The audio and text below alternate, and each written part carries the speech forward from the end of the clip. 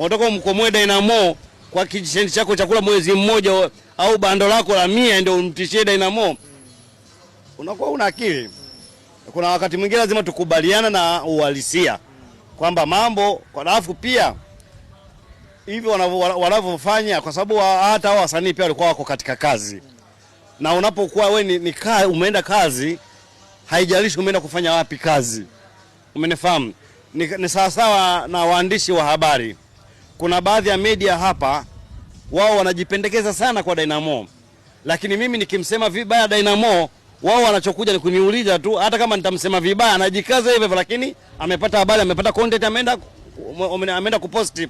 Sasa si kwa sababu mimi nikimsema vibaya Dynamo ndio mwandishi wa habari asinioji, anakosa content yeye mwenyewe. Mimi anikomoa, anajikomoa yeye mwenyewe.